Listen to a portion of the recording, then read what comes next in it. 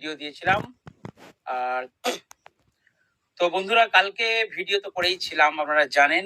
আর সার্জেনদা নিয়ে আমি কিছু কথা বলেছিলাম, যেখানে আমি প্রথমে কিন্তু বলেছিলাম যে আমি সকলকে সম্মান করি এবং সকলকে রেসপেক্ট করি। বাট সার্জেনদা যেগুলো বলেছেন, ঠিক আছে, কোনো অসুবিধা নেই। ওনার এক্সপিরিয়েন্স অনেক বেশি, উনি অনেকটা উঁচুতে আছেন, উনি ওনার মতো করে বলেছেন। সার্জেনদাকে আমি একটাই কথা বলেছিলাম যে যেটা বলবেন দাদা একটু সোজা করে বলবেন, কারণ আমাদের ইউটিউবার ভাইরা বুঝতে না পেরে, না বুঝে, যে ইউটিউবে প্রচুর ভিডিও আপডেট হয়ে গেছে যে ডিজে সার্জেন 2 লাখ টাকার চ্যালেঞ্জ দিয়েছে পাওয়ারকে, থাম্বনেল লিখেছে, ভিডিও করেছে, অনেক অনেক।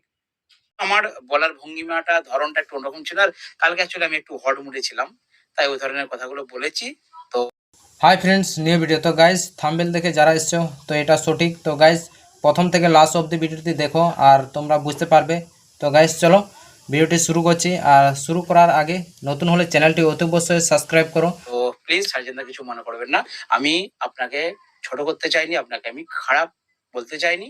আমি শুধু এটাই বলতে চেয়েছি যে আপনি যেগুলো বলবেন দাদা একটু সোজা করে বলে দিবেন, তাহলে এবারে বলি কমেন্ট।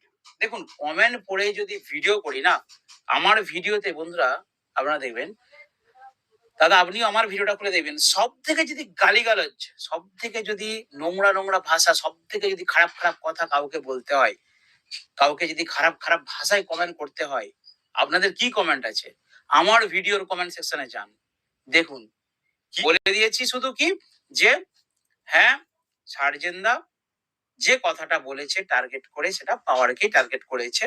তো দাদা আপনি সোজা করে বলুন, ঘুরিয়ে ফিরিয়ে বলবেন না। কয়েকটা উদাহরণ দিয়ে লাল জামা কালো জামা এসব বলেছিলাম, তো কিছু মনে করবেন না। ওটা বললেন লাভার আছো তাদের জন্য।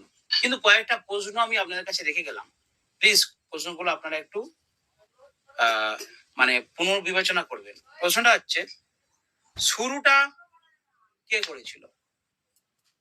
অনেকদিন স্টপ ছিল, শুরুটা কোথা থেকে হয়েছিল? শুরুটা কে করেছিল? ঠিক আছে, 2 লাখ টাকার কথা কে বলেছিল? 3 নম্বর প্রশ্ন, কোন এক সেটআপের মালিক টাকা দিয়ে সাথে করে ইউটিউবারদেরকে নিয়ে যাচ্ছে প্রমোশন করার জন্য, এই কথাটা কে বলেছিল? 4 নম্বর প্রশ্ন, খালাসি বা ড্রাইভার কাকে বলা হয়েছিল? এখানে প্রথমে যে প্রশ্নগুলো করেছিলাম 4টে, সেই প্রশ্নগুলোর মধ্যে আমি আর উত্তর দেবো না, আপনারাই বুঝবেন যে এই কথাগুলো কেন বলা হয়েছিল।